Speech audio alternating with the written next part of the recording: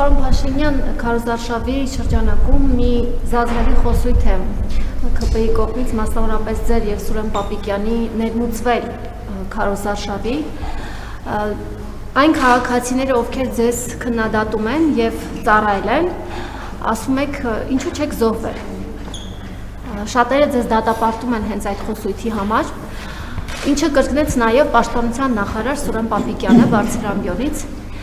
Նույն քաղաքացիները հետաքրքրվում են, թե ինչու դուք չեք զոհվել, Սուրեն Պապիկյանը չի զոհվել, ինչու քաղաքացիական պայմանագիր խմբակցության որևէ падգամավոր չի զոհվել,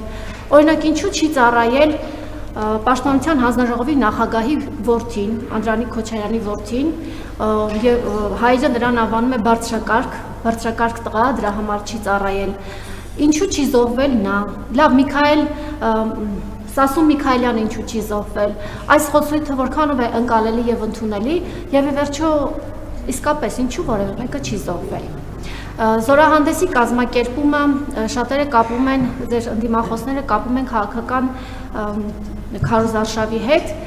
քանի որ վերջին անգամ զորահանդես տեղի է ունեցել 2016 թվականին եւ 10 տարի անց հենց ընտրություններից 10 օր առաջ կազմակերպելը առնվազն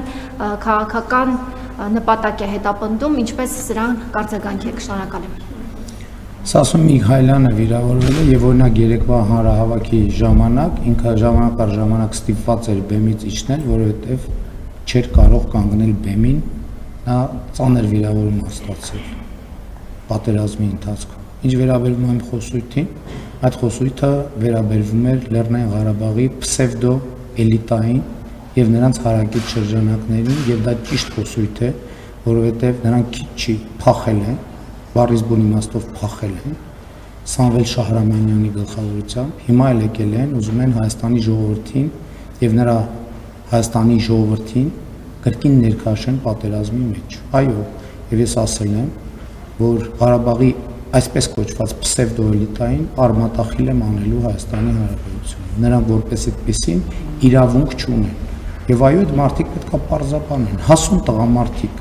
որ այսօր եկել են Հայաստանում, ասում են Ղարաբաղի հարցը եւ այլն, ինչ որ բաներ են պատմում, իրանք որտեղ են եղել։ Իրանք բացի փախնելուց ուրիշ ինչով է զբաղվել։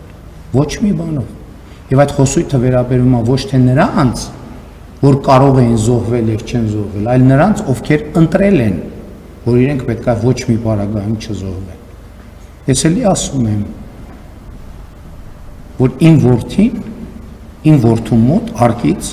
խրամատից իր հետ ծառայակիցները զոհվել են։ Իմ ընտանիքը եղել է Ղարաբաղում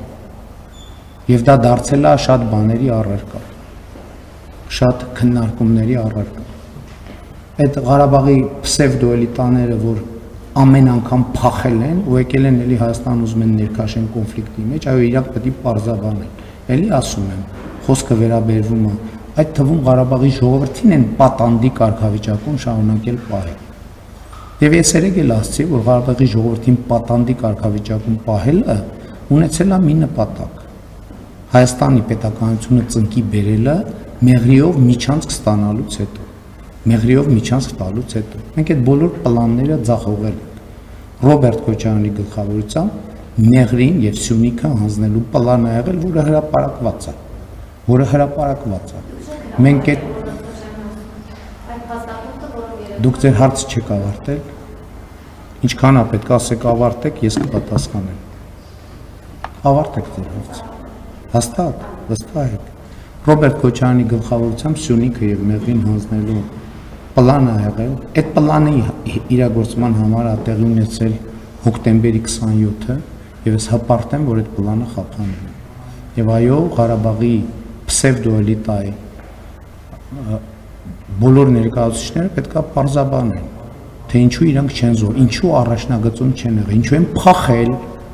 փախել։ Այո, ես նրանք անվանում եմ փախածներ,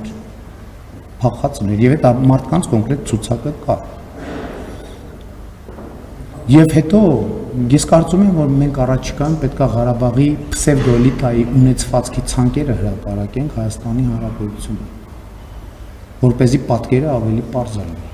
Այսօր նրանք Ղարաբաղի մեր ժողովրդին չեն թողում տնավորվեն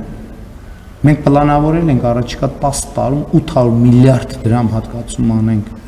որ այդ ժողովուրդը վերջո տնավորվեն, հանդարտվեն, հանգստանան, պանդուխտի եւ գաղթականի հոգեբանությունից դուրս գան, բայց այդ փոքր փախած պսևդոէլիտա չի ուզում հանգիստ տալ ժողովրդին։ Հետևաբար այդ պսևդոէլիտայի գործունեությունը պետքա զրոյացվի, որպեսզի հանգիստ թողեն։ Իրանք Ղարաբաղում մարդկանց պատանդ են պահել չի, հիմա էլ Ղարաբաղի մեր քույրերին ու եղբայրներին ուզում են Հայաստանում պատանդ պահել։ Չի լինելու այդպիսի բան, չի լինելու այդպիսի բան։ Եվ նրանք այո պիտի պարզաբանվեն եւ այդ թվում ապօրինի գույքի բռնագազման համակարգով հատ-հատ այդ տասնյակ եւ հարյուրավոր տները ձեռներից առնելու ենք, հատ-հատ։ Եվ առաջիկայում դա անպայման տեղի է ունենալու եւ ես այդ թվում դրա համար եմ մանդատ ուզում Հայաստանի եւ Ղարաբաղի ժողովրդից ինչ այլոց։ Ղարաբաղի ժողովրդից։ Եվ այդ պսևդոէլիտայի ներկայացուցիչները Հայաստանի եւ Ղարաբաղի ժողովրդի առաջ դեռ պետքա պատասխան տան։